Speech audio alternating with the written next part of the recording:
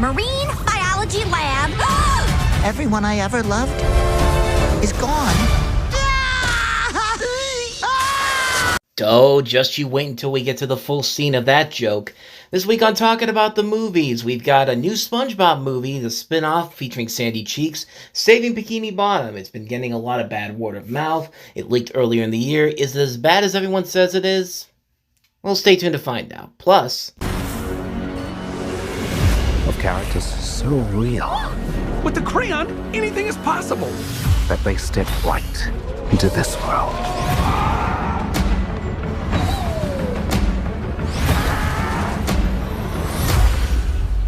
Let's see how this baby works in the real world.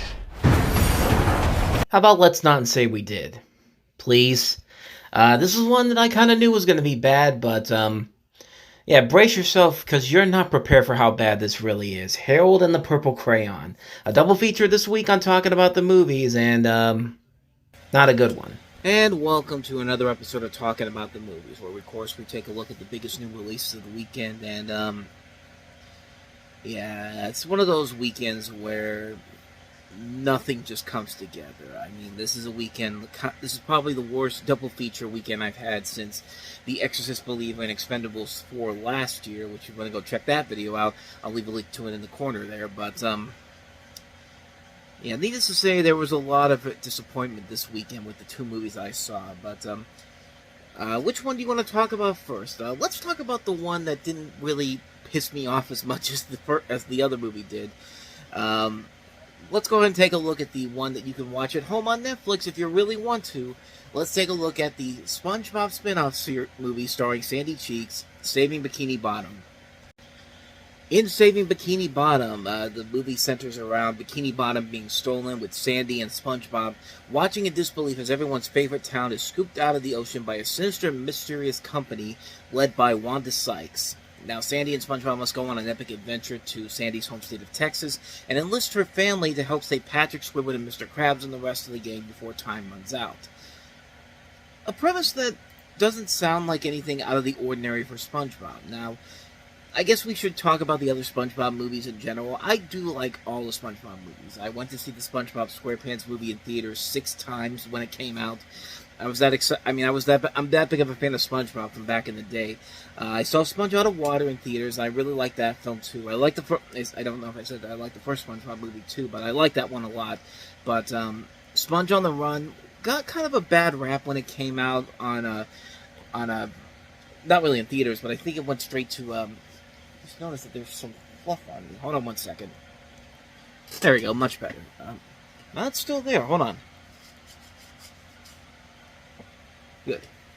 Always nice to have this around next to your desk, but anyway, I'm getting off subject here. But yeah, Sponge on the Run was a movie that was supposed to go to theaters, but then they shipped it off to digital. But if you were in Canada, you got to see it in theaters. And my first time seeing it was the Canadian Blu-ray release, which actually works on my PS4 up here. But I thought the movie was pretty good. I liked the movie a lot. I liked it much better than a lot of people did. But I've been a big fan of SpongeBob my whole life. I love the character from the very beginning. So, and I wasn't as critical of the spin-offs that they've done since then. You know, I like Camp Coral. I like the Patrick Star Show. So I was going into this with a lot of more expectations than most people were. I didn't watch the leak of this movie when it got leaked earlier in the year. I wanted to be good. I wanted to wait till the movie came out to have my own opinion on it. And I was going into it with the benefit of the doubt, even though I heard everybody say that it was going to be terrible. It was a movie that was not very good. It was really terrible to watch. I didn't want to listen to it, because, you know, people have been wrong before, and, you know, I'm of the belief that most people on the internet are liars and don't want to admit that when something is not as good or as bad as they make it out to be. But I watched the movie, and I said it before and I'll say it again. I hate it when the internet is actually ripe for a change. I really am, because, you know, especially social media, because, you know, you go on to Twitter and Facebook and you see a bunch of lies splashed in with the truth in there. But this is the one time when they got it right, because yeah, this is a bad movie. It's really, really bad. I mean, from an animation perspective, it's not terrible. The animation can sometimes look really cool and bizarre at times, but as far as the story goes, the characters, some of the visual effects in here, it's bad. It's really, really bad. I mean, where do I even begin with a movie as bad as this? Well, let's start with the comedy.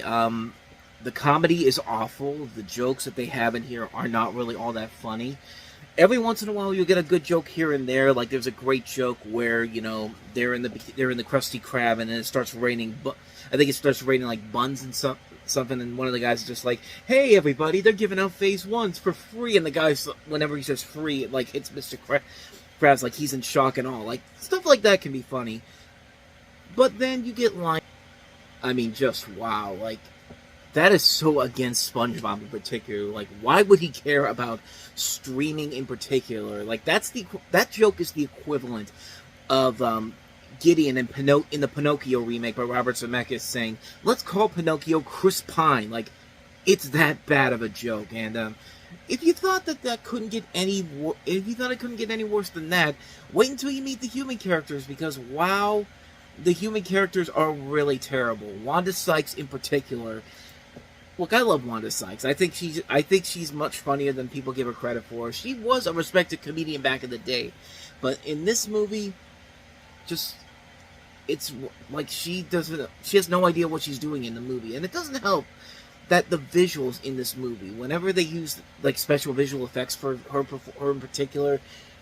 I mean, there's one scene in particular that I remember from the leaks that I saw on Twitter that.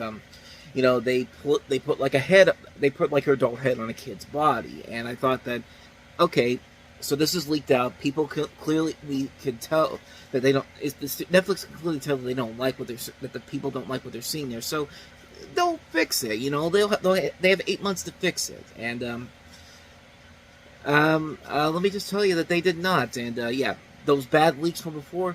This is how they look in the actual movie, and it looks so terrible. You had 8 months. The movie had already leaked out. You heard people saying that they didn't like it. You could have fixed it, but nope, you didn't do that because that'd be too much work. I mean, it'd be too much work on your part to actually do that. But no, let's just put it in the movie and just pretend like nothing ever happened.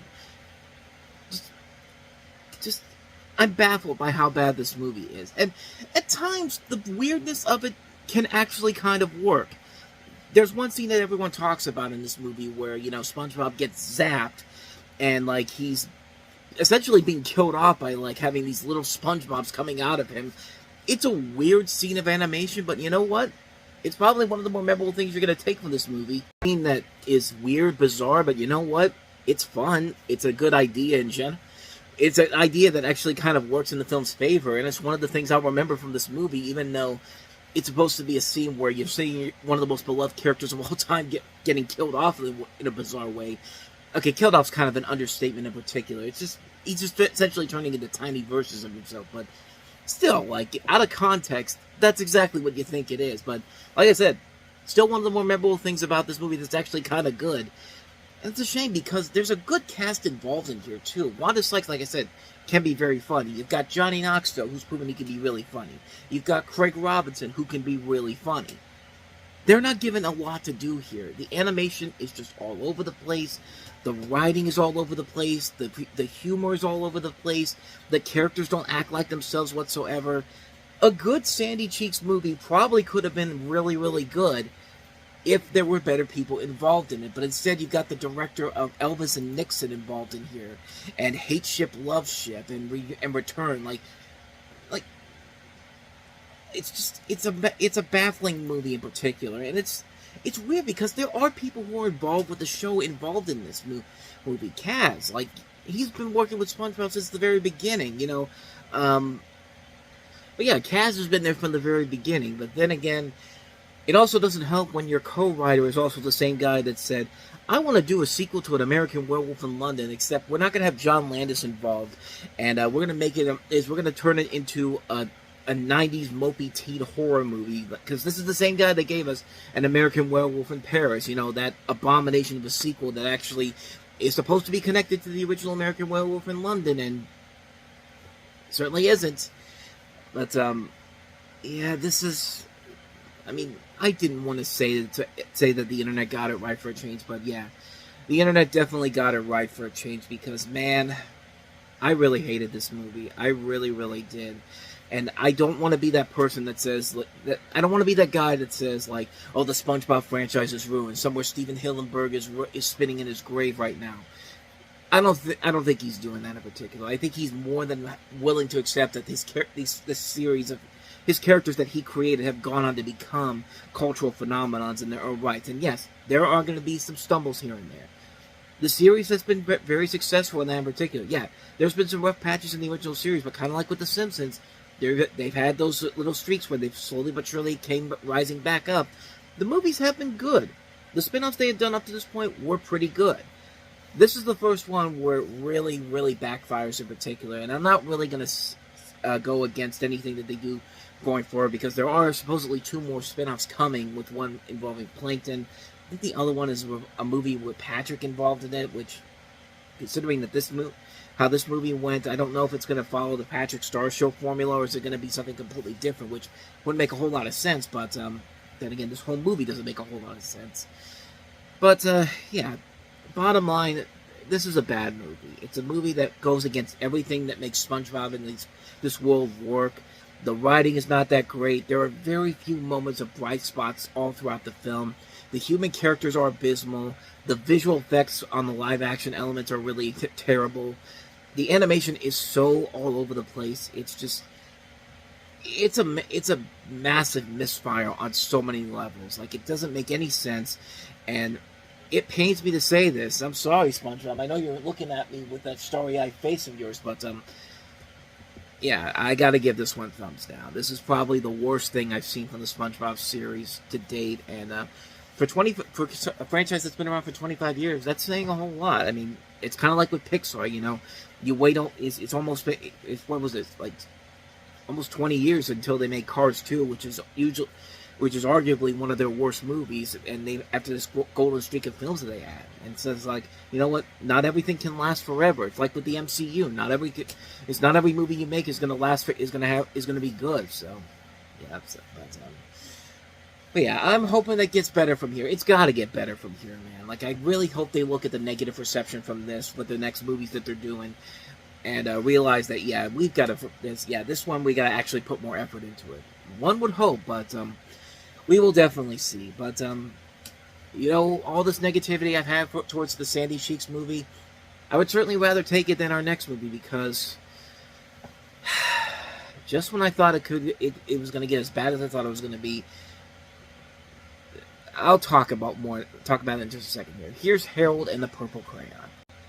Now, you might remember the book Harold and the Purple Crayon from when you were growing up in elementary school. It's the story where you have a young 4-year-old boy named Harold who, with his magic purple crayon, has the power to create a world of his own simply by drawing it. In the book, he goes for a walk in the moonlight, but there's no moon, so he draws one. He has nowhere to walk, so he draws a path. Using his purple crayon, he goes on many adventures, including encountering a dragon, boating through deep waters, eating a picnic consisting of 9 flavors of pies, flying in a hot air balloon that saves him from a fall, and he eventually grows tired and searches for his bedroom window in order to go to bed. He draws many windows, drawing an entire city, yet none is his. Finally, he remembers where his window is situated and constructs his own room and bed, and nods off to sleep. It's a very simple children's book that did eventually go on to have these numerous books in the series. There was a beloved TV series that was on HBO. So the character has had longevity to it, and you see references to him in various other things, like he's in a couch gag for The Simpsons. It's a simple story. It's, you know, Crockett Johnson didn't really have to do a whole lot in particular to make this character endearing from the last more than 50 years. Now, the reason I bring this up is because somebody at Sony Pictures said, you know, this is a great children's book and all, but you know what? We want to give the guy from Shazam a movie where he could just play the same character he was in Fury of the Gods. So let's go ahead and take the story and just completely take out all the charm, take out all the things that make it memorable, and let's make one of the most abysmal movies I have ever seen, is anyone will ever see. Because let me tell you something, somewhere right now, Crockett Johnson is spinning in his grave right now, having to know what they've done to his creation. So this movie is a sequel to the original book, where the adventurous Harold has now grown up into Zachary Levi. He has this magical purple crayon, and he draws himself off the book's pages, and he decides, let's go to the real world. Why? I don't know. They don't explain why. They just said, hey, let's just go to the real world because we can, damn it. And he finds that he has to learn a lot to learn about real life. And I should point out a couple of things here. This was produced by John Davis, a name that you might be familiar with mostly because of his work with... he's basically produced a lot of movies that you might be familiar with. In fact, honestly, you have more than likely seen a movie that he's been attached to, because this is the guy that produced stuff like Predator, License to Drive, Little Monsters, Predator 2, The Firm, Grumpy Old Men, Richie Rich, Waterworld, Courage Under Fire, Daylight, Out to Sea, Dudley Do-Right, Heartbreakers, Dr. Dolittle, Daddy Daycare, Paycheck, Garfield the Movie, iRobot, Fat Albert, Norbit, Marmaduke, Predators, Game Night, The Man from U.N.C.L.E., Chronicle, Jungle Cruise, Prey. He's done a lot of things that you are very familiar with in particular. But it's funny that we bring up Garfield and Fat Albert because you know who the head of Sony Pictures is? The same guy that greenlit those movies back in the day, Tom Rothman. Tom Rothman looked at this and said, finally, a chance for me to go back to what I did back in the mid-2000s at 20th Century Fox. I'm going to take beloved properties like I did with Garfield, Fat Albert, Alvin and the Chipmunks, Marmaduke. We're going to make these really stupid movies out of them, and hopefully their parents will be stupid enough to take these kids to these movies so they can shut them up. Because that's exactly what this movie feels like. A movie from the early 2000s that has nothing to do with the source material whatsoever. And just completely... you know what this movie is? This is Enchanted. This is like a really terrible version of Enchanted or The Smurfs. Or, as I mentioned, Fat Albert. Like, it's those type of movies where let's take a character out of his environment, put him in the real world, and we don't want... Well, let's not do that. Let's make it even stupider. He's got these two friends with him, a moose and a porcupine. The moose is played by Little Earl Howe. The porcupine is played by Tanya Reynolds. So when they come to the real world, let's make them humans. Just because we're already insulting the intelligence of our audience right now. Let's keep it going. Let's keep the flow going for this movie. Let's make Harold one of the most detestable characters you've ever seen. Because, like I said, this is him playing the same character he was in Fury of the Gods. That the Shazam character who clearly was much younger than the actual character that was the character when he is when he's outside of the Shazam character that is actually matured and grown up more. That's Zachary Levi in this movie. This is not a character that feels like a character that is a common sense person. Like, he's still a kid inside of an adult's body, and yeah, if it's to move the story along and there actually was some value and warrant to it, then maybe we can accept it for what it is. If they actually tried it and actually did things about it that were actually kind of cool, maybe we'd have something with it. But no, it goes down the same tropes we've seen done over and over and over again. Jermaine Clement is the bad guy in here, who's clearly a bad guy. And everybody knows it except for Harold because he's too childish and he's too stupid to figure that out right away. And it's just like, sure, you can have my purple crayon. I mean, it's not like you're going to use it for evil or anything, even though the dude is clearly evil right from the get-go. And what a shocker! He uses it for evil. Like my head is like, I'm flabbergasted with how bad this is, because I knew this was bad going into it. I knew from the first trailers this was going to be terrible, but I had no idea how bad this truly was going to be. And it gets worse from there. Like, let me put it this way. If you have a movie where your biggest marketing ploy your biggest sponsor is Ollie's Bargain Outlet, that's a red flag right away. That's the equivalent of Man of Steel and Grown Ups 2 having Kmart as their main sponsor, as their main promotional partner, when Kmart was going out of business around that time, around the time those movies came out. I mean, that's how bad this feels like. That's how bad that this whole thing is. This movie wastes talent. Like I said, I've been talking some smack about Zachary Levi, but I do like him. I like him as Chuck. I like him in the first Shazam movie. I like him as Flynn Rider in Tangled. Like, he's been in a lot of good stuff that I really like him for. But then he does movies like Alvin and the Chipmunks, The Squeakle, and this, where it's clearly devoiding of his talents in general. Like, he was great in American Underdog, where he played Kurt Warner. I thought he was actually really good in that movie. Little Earl Howery can be very funny. We've seen him in a lot of good movies where he actually gets a chance to show what he can do as a comedian. Jermaine Clement can be very funny. He's played a funny villain in the past in Men in Black 3. Zooey Deschanel. I mean, this isn't The Happening bad, where this movie completely devoids her of her true talent like The Happening does, where she just does nothing but stares at you like a deer in headlights. But I expect so much better from Zooey Deschanel, especially at this point in her career, after doing stuff like New Girl and Elf. You know, all these is a lot much better movies than this movie, and it's just really, there's nothing of value in this movie here. They have moments where they try to give you like an emotional moment. There's a part where they try to go existential crisis on you, where Harold has to figure out what's going on, and he finds the book that he came from and the name and the author, Crockett Johnson. So there's this whole thing where let's go find Crockett Johnson. Let's see what he can do. And of course, he's been dead, and all of a sudden it's just like Harold's all of a sudden like he has this, like I said, an existential crisis, and basically just loses his creativity and imagination in general. And just like the movie lost its creativity and imagination from the moment they said action on the first scene, this is a terrible movie. I can't believe I'm even saying this, because we've had so many bad movies this year, and I did not think anything was going to top Argylle for the worst movie of the year, because Argylle was just a disjointed mess all around. This movie is almost as bad as Argylle. In fact, it might be as bad as Argylle, because just when you think you know how bad it's going to be, it pulls the rug out of you and does something, and is even worse than it lets on. Like, it's that bad of a movie. I can't believe I'm even saying this, because Argylle was so terrible. Madam Web was terrible, and that's definitely up there with the worst movies of the year so far. But I think the reason why I feel like this is worse than Argylle is because Argylle at least had a point to it. Argylle at least had something that they were trying to go for. They didn't do it well.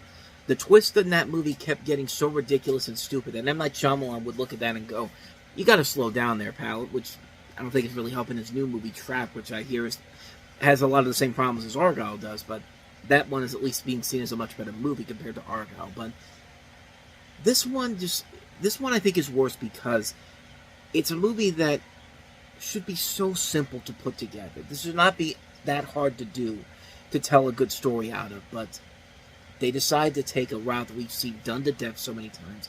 When you do something like this movie does, you take the creativity and imagination out of a story that's literally about creativity and imagination. Like, plopping these characters out of their world and putting them into our world is the most uncreative thing you can do.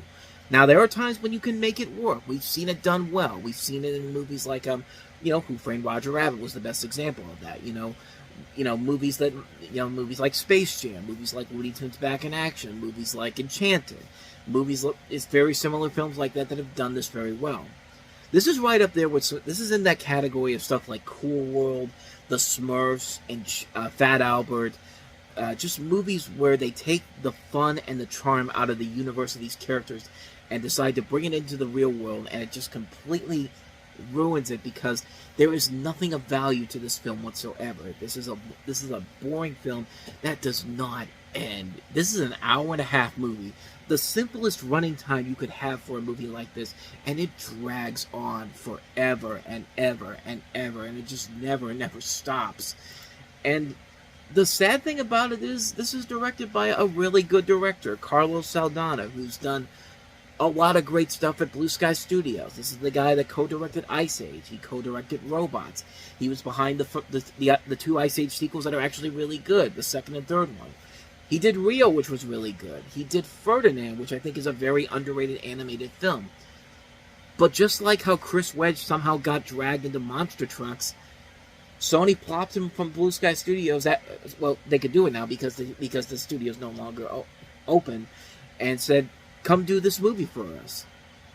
And Monster Trucks was bad, but this is about on the same level as Monster Trucks, honestly. A movie that has nothing of value to it whatsoever, no creativity, no imagination to it. But unlike Monster Trucks, which was a movie that was pretty much dead on arrival, I expect more from this, from a movie that's literally about creativity and imagination. The kid has a purple crayon that he can do whatever he wants with it. And the magic in this movie is just completely lost and not in this film whatsoever. Like, movies like this make me appreciate why I'm so glad that I enjoyed If more than everybody else, because If was more creative, more imaginative, and more amazing to watch than anything in this garbage. Even though that movie got a bad rap from most critics in general, which I think they're wrong on. I think that movie's going to have a lasting longevity to it. This thing is going to be forgotten in a matter of weeks, and will probably be right in the $5 bin at Walmart by the time a year from now comes. Like, this is that type of film that needed a much better effort put into it, a much better storyline put into it, a much better creative identity to it, a cast that's willing to go for and to do whatever it takes to make it work, and not just do a movie that is just literally the table scraps of movies that we've seen done to death, taken with a story that could have so much potential with a movie in general. This is what happens when you let a guy like Tom Rothman go back to his roots, and you let him stick around here for so long, and then all of a sudden you just let him do something like this, and then here's the end result of it, and people are not buying into it. This thing is flopping big time as I'm recording this. It only brought in $6 million for a film that cost $40 million, which $40 million is not a big deal. It's actually smaller compared to other movies with bigger budgets of this type. And they're not going to make that back because the movie they made is complete garbage. Like, it's a terrible movie. And I'm saying this as somebody who's not a big fan of Harold and the Purple Crayon, but it's a story that I do feel like deserves a lot more attention to it and a lot more creativity and imagination to it, and not just repurposing the same storyline for the Smurfs for this movie, where let's take the characters out of the real world and put them into our world. Like, this movie deserves a lot better. This story deserves a lot better treatment. It deserves a much better movie than this pile of garbage. And I can't believe I'm even saying this again. This may be the worst movie I've seen all year, because I knew it was going to be bad going into it, but it's like The Flash last year. Like, you know it's going to be bad from just the early stuff coming out of it, from the behind-the-scenes problems. But when you see the movie, it ends up being much, much worse than you could possibly imagine. And this is that film right here. I hate this movie. I really hate this movie so much. This is the worst movie I've seen so far this year. And it really is going to be one of those things that when the year ends, I really have to debate myself. Am I really going to say that this is worse than Argyle? And I have to say yes, because like I said, Argyle was at least trying. This was not. So yeah, needless to say, the thumb is going way, way down on this one. This is a terrible movie. Avoid this movie like the plague. Show your kids some good family films out there. There are good family films out there you could take them to that are much better than this garbage. Find If in theaters if you can, or just wait for it to come out on Blu-ray. Find the Garfield movie. Find Inside Out 2. Hell, I'll even say go find Despicable Me 4. Even though I didn't like Despicable Me 4, Despicable Me 4 is looking like Citizen Kane compared to this garbage. Just don't drag your kids to this movie. Don't insult their intelligence with a movie like this. I'm begging you, please. Please don't do this to your kids. I got nothing else for you. That's pretty bad. This is a pretty bad weekend for movies, which is probably good that I'm not going to be going back out next weekend, but I will be back in 2 weeks with Alien and Romulus. Of course, I got Steel City Con next week, so if you're coming out to the Monroeville Convention Center, come out and see the stuff we got selling there, because we're going to have some stuff there to sell, and I'm going to be walking around. There definitely will be videos here on this channel over those days, so definitely be on the lookout for that as well. But, yeah, that's going to wrap this episode up. So if you saw either Saving Bikini Bottom or Harold and the Purple Crayon, and you agree with me that both of those movies are really, really bad, or you have your own different opinions of your own, I'd like to hear them. Go down to the comments below, hit the like and subscribe button. Check out the review I did last week for Deadpool and Wolverine with both the spoiler and the non-spoiler reviews. And check out some of the other reviews I've done. So with that said, thank you so much for watching, and I will see you guys next time. Until then, take care.